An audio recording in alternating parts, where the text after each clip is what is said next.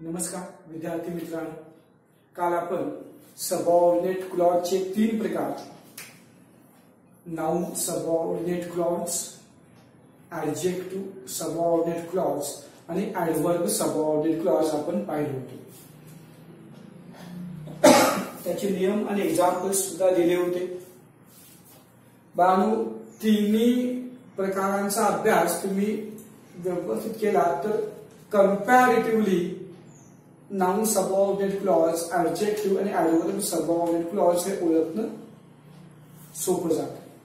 तिन्हीचा अभ्यास व्यवस्थित केला तर तुलनात्मक दृष्ट्या लगेच लक्षात बसतं नाउन सबऑर्डिनेट म्हणजे काय, ऍडजेक्टिव्ह आणि ऍडव्हर्ब सबऑर्डिनेट क्लॉज म्हणजे काय. तुम्हाला मराठीमध्ये पण नियम लिहून दिले, काही एक्झाम्पल्स पण काय झालेले आहेत. आता बाळू, तिन्ही विभागावर काही अधिक एक्झाम्पल्स मी तुम्हाला सोडून दाखवतोय आणि परत काही एक्झाम्पल्स तुम्हाला सोडवण्यास देतोय. फक्त लक्ष द्या.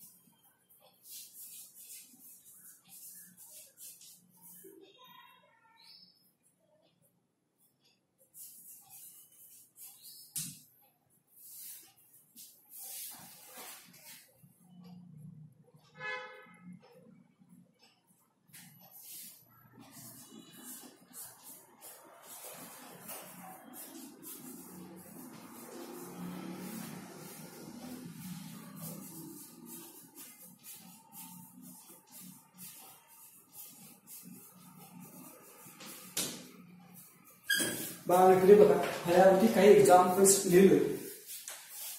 यामध्ये मेन क्लॉज, सबऑर्डिनेट क्लॉज आणि त्याचा प्रकार ओळखायचा आहे.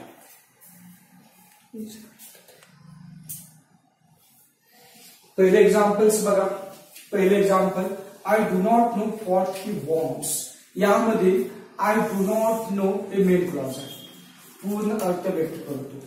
व्हॉट ही वॉन्ट्स हे सबऑर्डिनेट क्लॉज आहे, हे सबऑर्डिनेट क्लॉज आहे. बाळांनो, हे सबऑर्डिनेट क्लॉज नामाच्या ठिकाणी आलं, नामाच्या ठिकाणी.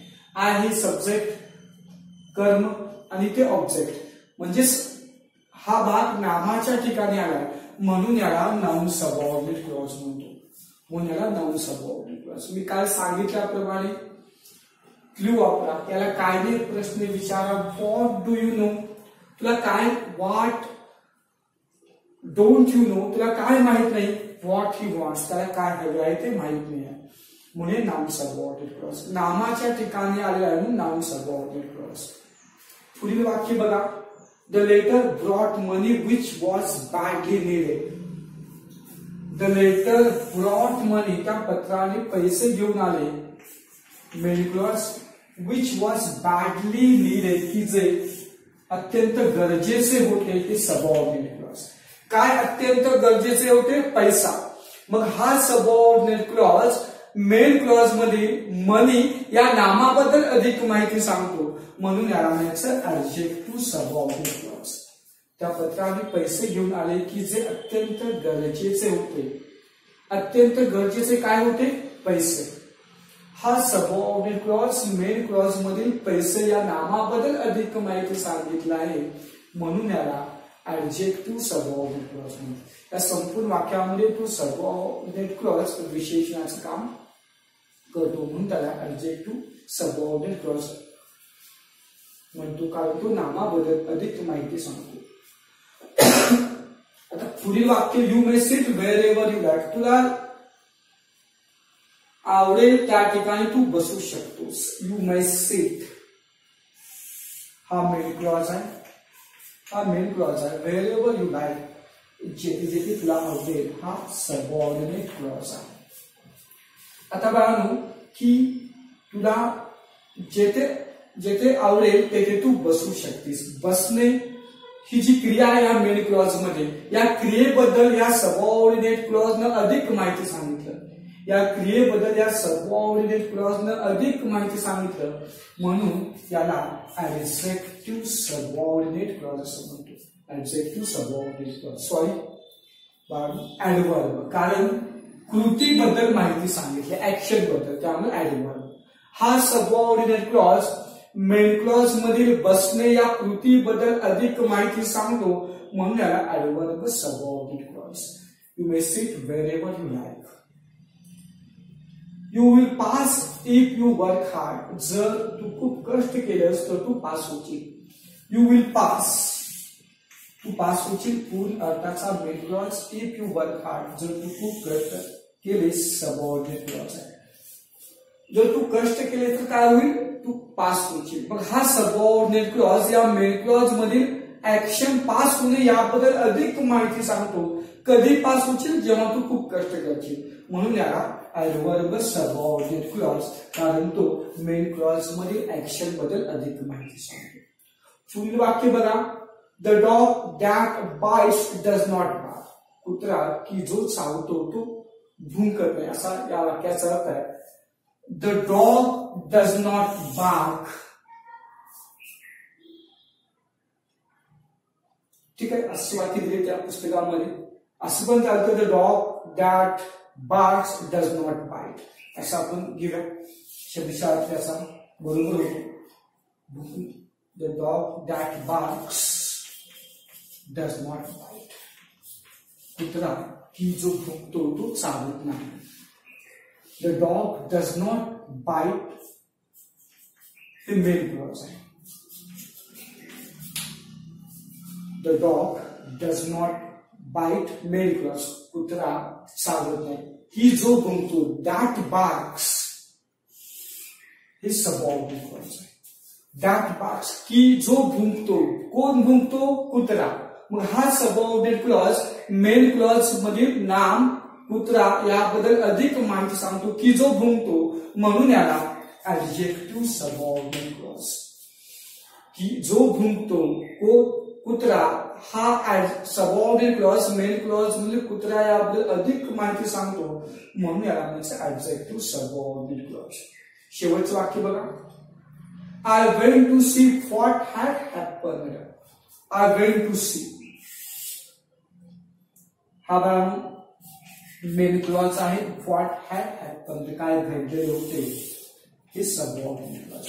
हा सबऑर्डिनेट क्लॉज नामाच्या ठिकाणी आलेला आहे. I went to see what had happened, काय घडलेले होते मी पाहण्यासाठी गेलो. हा सबऑर्डिनेट क्लॉज नामाच्या ठिकाणी आलेला आहे, म्हणून याला नाउन सबऑर्डिनेट क्लॉज म्हणतो. नाउन सबऑर्डिनेट क्लॉज त्याला आपण ठीक आहे. तो व्हॉट न प्रश्न विचारला तर तो उत्तर येत नाही, पण तो नामाच्या ठिकाणी आलाय, इन्फिनिटिव्ह नंतर तो आलेला आहे, म्हणून त्याला ऑब्जेक्ट ऑफ इन्फिनिटिव्ह किंवा नाउन सबऑर्डिनेट क्लॉज, तो नामाच्या ठिकाणी आलाय म्हणून नाउन सबऑर्डिनेट क्लॉज असं आपण म्हणतो. अशा प्रकारे ऍडजेक्टिव्ह, ऍडवर्ब आणि नाउन सबऑर्डिनेट क्लॉज आपण ओळखू शकतो. हे लिहून घ्या. काही एक्झाम्पल्स तुम्हाला सोडवण्यात देतो, लिहून घ्या, पटपट लिहून घ्या.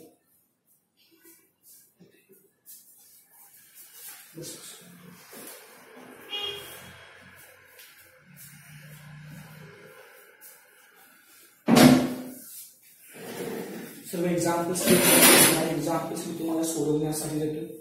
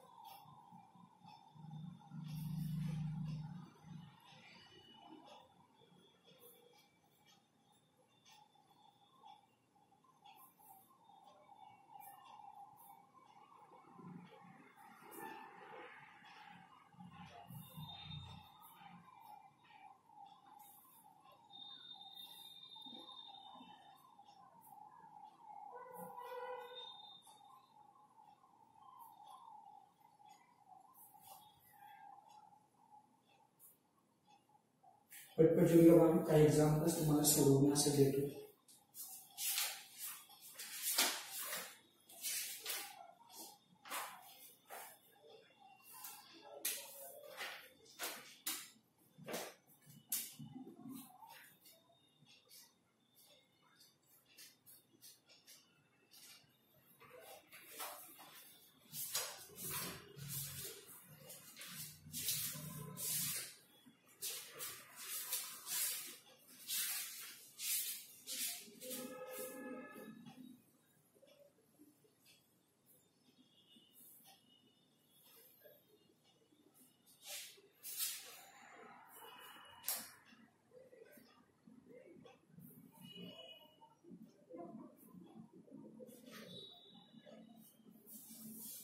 पटपट लिहायला. काही एक्झाम्पल्स तुम्हाला आता सोडवण्यासाठी देतो. त्यामधील मेन क्लॉज, सबऑर्डिनेट क्लॉज आणि सबऑर्डिनेट क्लॉजचा प्रकार तुम्ही शोधायचा आहे. त्यानंतर आपण पुढील टॉपिक चालू करूया.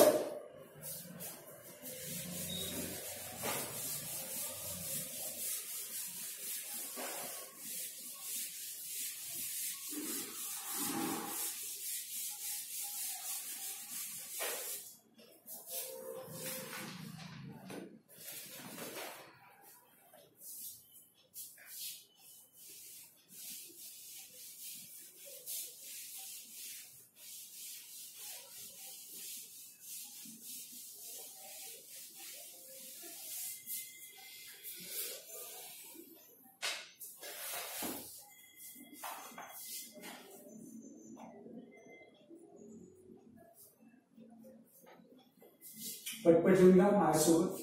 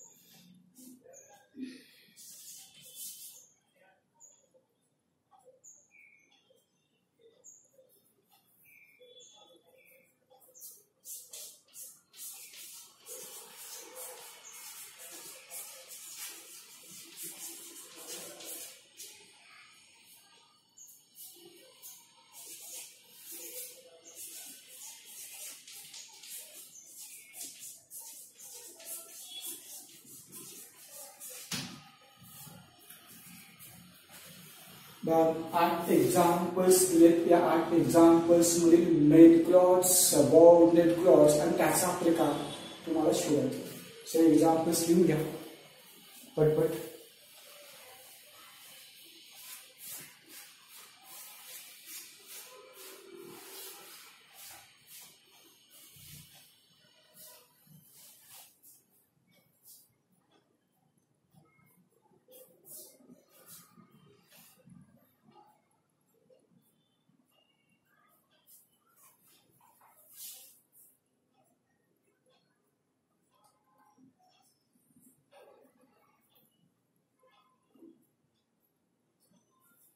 This is right. This is the place. This is the place where our forefathers landed. सगळे वाक्य व्यवस्थित लिहून घ्या. मेन क्लॉज आणि सबऑर्डिनेट क्लॉज आणि त्याचा प्रकार तुम्हाला शोधायचा.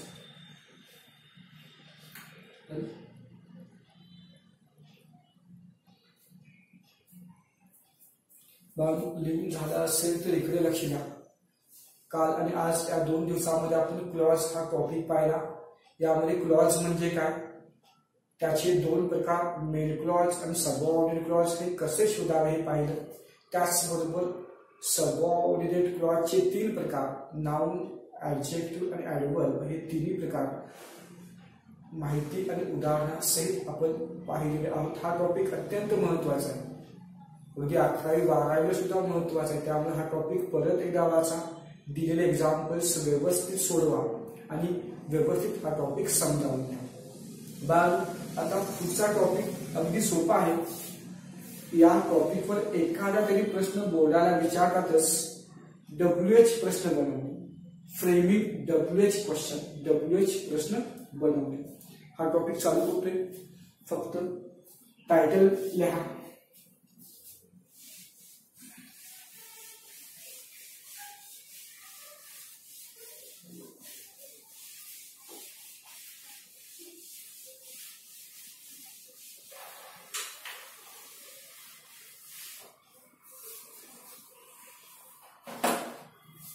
फक्त टायटल घ्या बरोबर.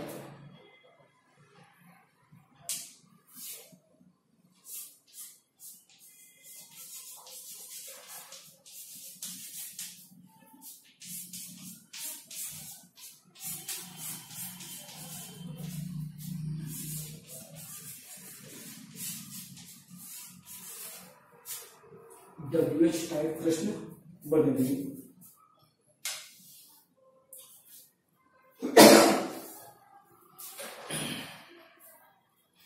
इकडे लक्ष द्या. ह्या टॉपिक मध्ये दिलेल्या वाक्यामधील अधोरेखित भाग उत्तर यावा असा प्रश्न बनवायचा असतो. अगदी सोपं आहे. यासाठी एक सूत्र आहे. तुम्ही काही घेऊ नका, फक्त टायटल घ्या. सूत्र आणि एक्झाम्पल्स आपण नंतर बघायचंय. एक सूत्र या फळ्यावरती ते लिहितोय.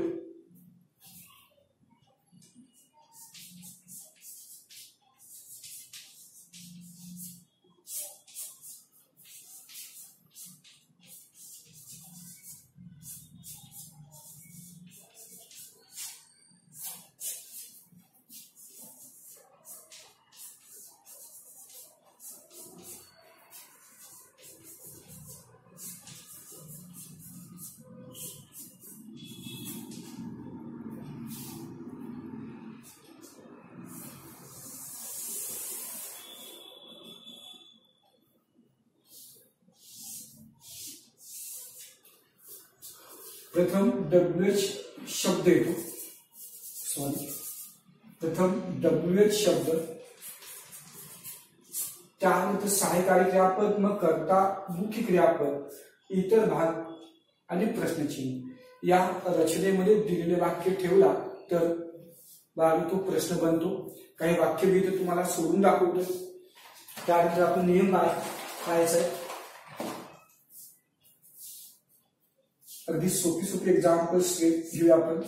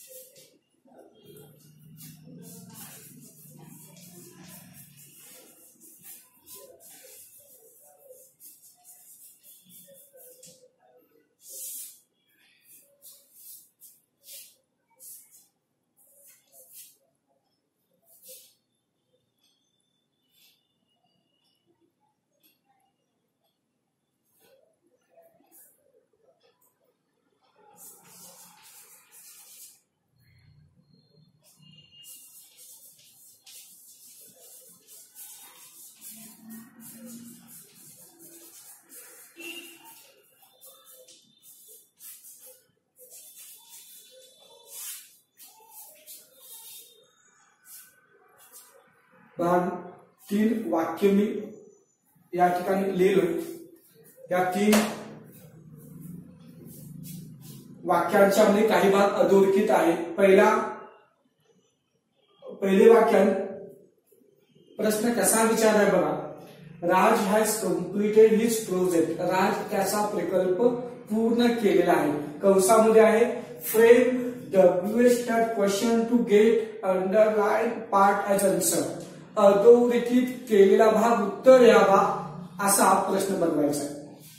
प्रथम WH शब्द घ्यायचा, त्यानंतर या वाक्यामधील सहाय्यकारी क्रियापद, मग या वाक्याचा कर्ता, मग मुख्य क्रियापद, इतर भाग आणि प्रश्नचिन्ह. या स्वरूपात हे वाक्य ठेवला तर ते प्रश्न झाला. बाळू प्रथमतः दिलेल्या वाक्याची मराठीमध्ये अर्थ समजावून घ्यायचं. राज त्याचे प्रकल्प पूर्ण केलेला आहे. त्याचे प्रकल्प हे उत्तर यायला पाहिजे. त्याचे प्रकल्प हे उत्तर यायला पाहिजे. मराठीमध्ये पहिला प्रश्न मनामध्ये बनवा. राज काय पूर्ण केलेला आहे. त्याचे प्रकल्प हे उत्तर आपल्याला मिळतं. काय पूर्ण केलेला आहे. मग काय हा प्रश्न आपल्याला, काय हा शब्द मिळाला, WH शब्द. सर्वात प्रथम दिलेल्या अधोरेखित केलेल्या भागास अनुसरून योग्य WH शब्द घ्या. योग्य WH शब्द. व्हॉट आपण घेतलो. व्हॉट हा शब्द योग्य WH शब्द म्हणून या ठिकाणी येतो. तो लिहून घ्या व्हॉट. त्यानंतर या वाक्यामधील सहाय्यकारी क्रियापद हॅज. या वाक्यामधील सहाय्यकारी क्रियापद हॅज. त्यानंतर या वाक्यामधील कर्ता राज घ्या. या सूत्राप्रमाणे सहाय्यकारी क्रियापद हॅज आणि या वाक्यामधील कर्ता राज. त्यानंतर या वाक्यामधील मुख्य क्रियापद घ्यायचं आहे कम्प्लीटेड. इतर भाग नाही आहे त्यामुळे काय घ्यायचं नाही आहे. शेवटी प्रश्नचिन्ह न विसरता द्यायचं. What has Raj completed. Raj काय पूर्ण केलेला आहे तर त्याचे प्रकल्प. अगदी सोपं आहे. प्रथम अधोरेखित केलेल्या भागास अनुसरून WH शब्द निवडा. तो WH शब्द प्रश्नाच्या सुरुवातीस घ्या. त्यानंतर दिलेल्या वाक्यामधील सहाय्यकारी क्रियापद हॅज, त्यानंतर या वाक्यामधील कर्ता आणि त्यानंतर मुख्य क्रियापद completed. What has Raj completed आणि प्रश्नचिन्ह. समजलं. आता पुढचं वाक्य. बॉयज वेर प्लेइंग चेस व्हेरी केअरफुली. मुले बुद्धिबळ खूप काळजीपूर्वक खेळत होते. खूप काळजीपूर्वक हे उत्तर यायला पाहिजे. खूप काळजीपूर्वक हे उत्तर यायला पाहिजे. मग मराठीत प्रश्न काय बनवणार. मुले चेस कसे खेळत होते. मुले बुद्धिबळ कसे खेळत होते. मग कसे हा WH शब्द आपण निवडला. कसे. हाऊ हा शब्द WH शब्द घ्यायला या ठिकाणी हाऊ. त्यानंतर सहाय्यकारी क्रियापद वेअर. How wear. त्यानंतर सहाय्यकारी क्रियापद वेअर आणि यानंतर कर्ता. या वाक्यामध्ये कर्ता, त्यानंतर मुख्य क्रियापद प्लेइंग, त्यानंतर चेस आणि मग question. How were boys playing chess. मुले बुद्धिबळ कसे खेळत होते. प्रथमतः WH शब्द, मग या वाक्यातील सहाय्यकारी क्रियापद, मग या वाक्यामधील कर्ता, मग या वाक्यामधील मुख्य क्रियापद आणि इतर भाग आणि त्यानंतर प्रश्नचिन्ह. फक्त अधोरेखित केलेल्या भागामधील एकही शब्द प्रश्नामध्ये घ्यायचं नाही. पुढचा प्रश्न बघा. पुढील वाक्य. Ram has reached Mumbai in time. Ram वेळेमध्ये मुंबईला पोहोचलेला आहे. वेळेमध्ये उत्तर यायला पाहिजे. राम मुंबईला केव्हा पोहोचलेला आहे. वेळेमध्ये. केव्हा हे WH शब्द आपण निवडलो. तो WH शब्द सुरुवातीला घ्या. वेळ. केव्हा. केव्हा वेळ हा शब्द घ्या. त्यानंतर या वाक्यामध्ये सहाय्यकारी क्रियापद हॅज. Wien has. त्यानंतर या वाक्याचा कर्ता राम, त्यानंतर मुख्य क्रियापद रीच्ड आणि प्रश्नचिन्ह. Wien has Ram reached. Ram मुंबईला, मुंबई राहिलं बरोबर, मुंबई आणि मग प्रश्नचिन्ह. राम मुंबईला कधी पोहोचलेला आहे, केव्हा पोहोचलेला आहे, वेळेमध्ये.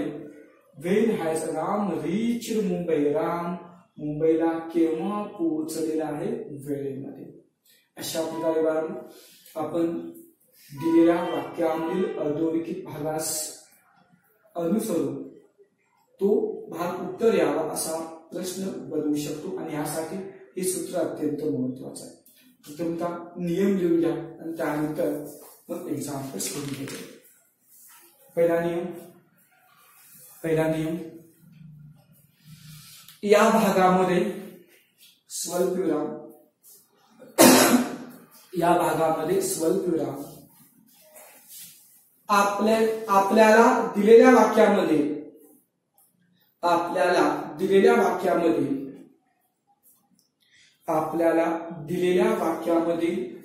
अधोरेखित भाग उत्तर यावा. आपल्याला दिलेल्या वाक्यामध्ये अधोरेखित भाग उत्तर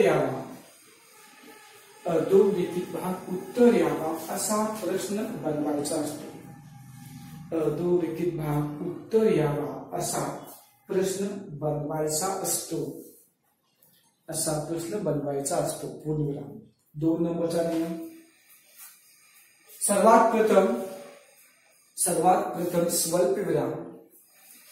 दिलेल्या वाक्यामधील अधोरेखित भागास अनुसरून,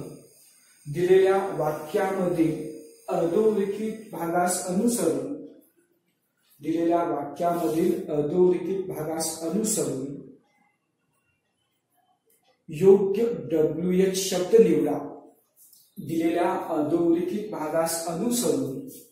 योग्य WH शब्द, WH सिंगल उत्तर चिन्हामध्ये घ्या. योग्य WH शब्द निवडा. पूर्णविराम. पुढचा नियम, तो निवडलेला WH शब्द सिंगल उत्तर चिन्हामध्ये, तो निवडलेला WH शब्द आपण बनवत असलेल्या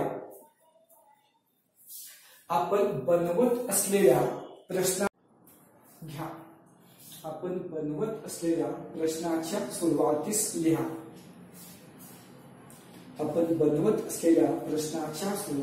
लिहा. पूर्णविराम. पुढचा नियम, त्यानंतर स्वल्पविराम. दिलेल्या वाक्यामधील सहाय्यकारी क्रियापद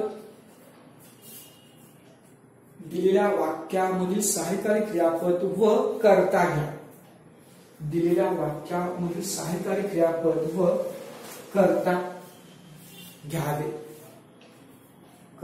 घ्यावे. पूर्णविराम. पुढचा नियम, त्यानंतर दिलेल्या वाक्यामधील मुख्य क्रियापद व इतर भाग लिहावे.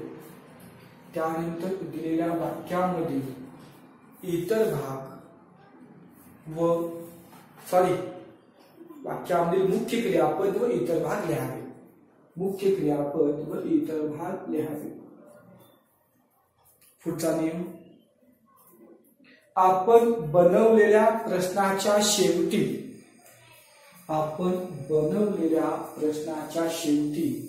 न विसरता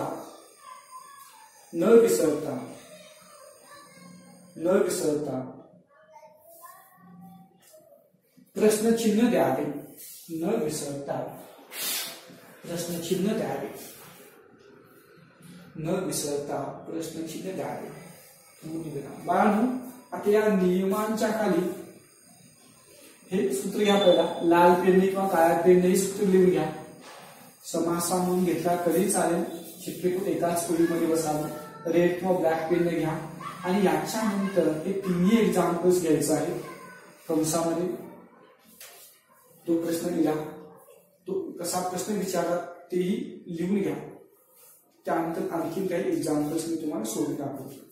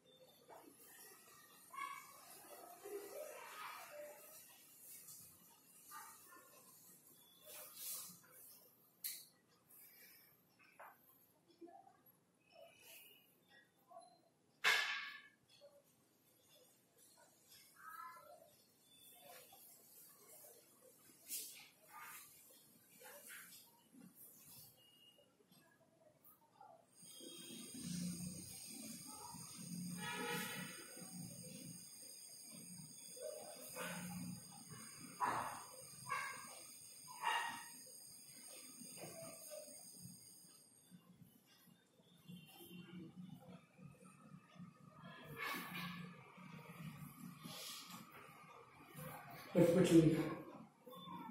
सूत्र आणि खाली 3 एक्झाम्पल्स लिहून घ्या.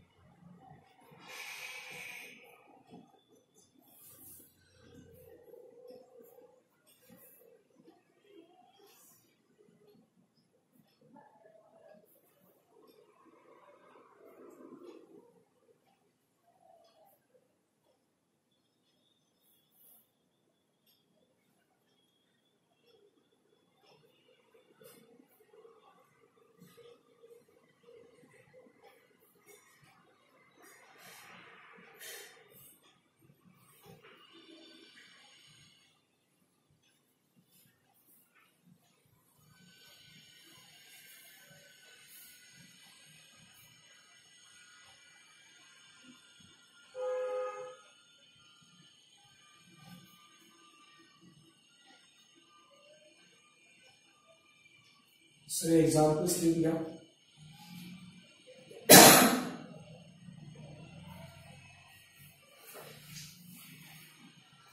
तेव्हा खवच्या टेस्टमध्ये खोळ येते काय मी कोरोना टेस्ट केले निगेटिव्ह काय खवच्या टेस्टमध्ये येते खवच्या टेस्टमध्ये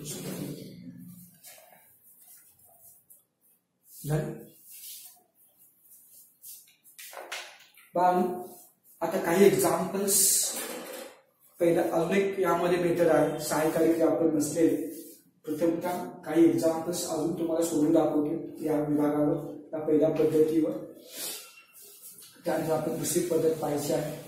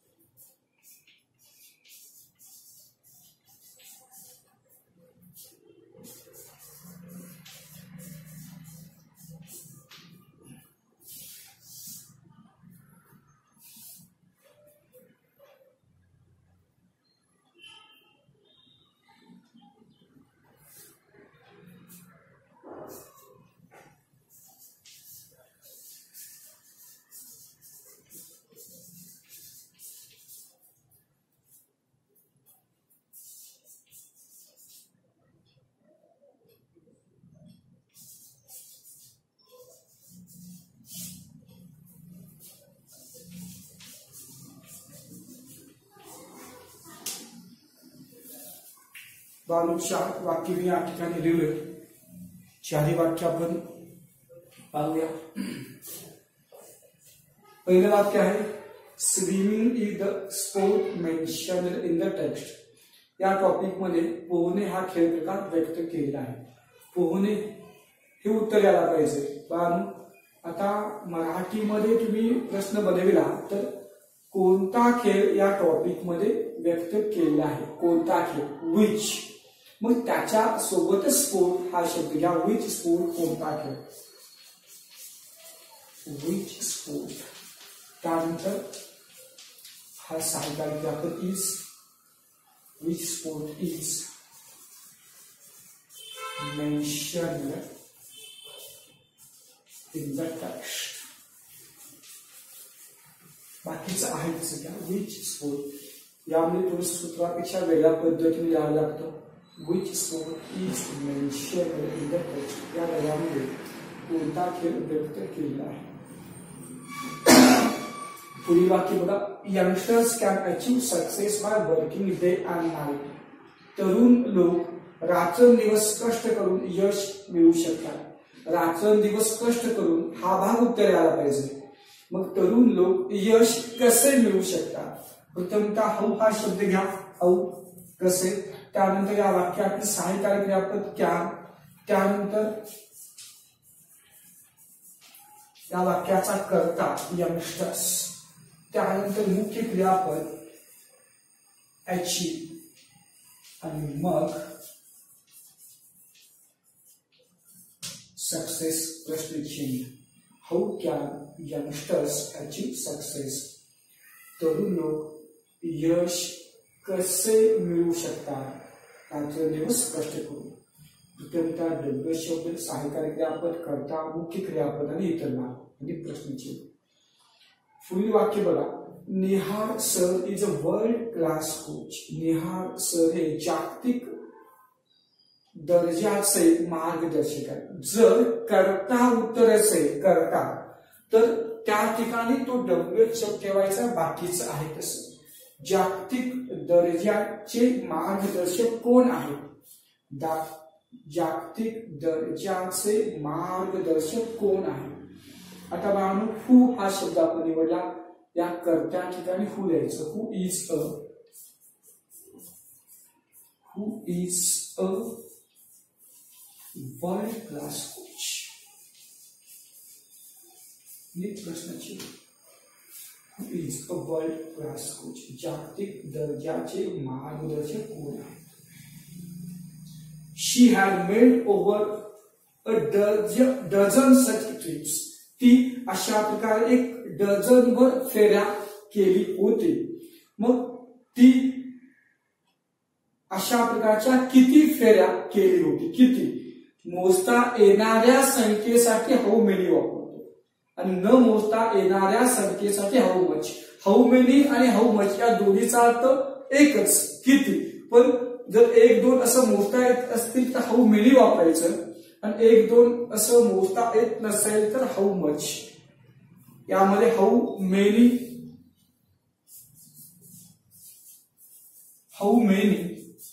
सच trips. How many such trips. त्यानंतर सहाय्यकारी क्रियापद हॅड, मग करता शी मेड ओव्हर. शी मेड ओव्हर प्रश्नचिन्ह. How many such trips had she made over. अशा किती फेऱ्या ती मारलेली होती. अशा काही आपण दिलेल्या वाक्यातील अधोरेखित भागास अनुसरून प्रश्न बनवू शकतो. अगोदर दिलेल्या एक्झाम्पल्सच्या पाठीमागेच हे एक्झाम्पल्स घेऊन घ्या पटकन.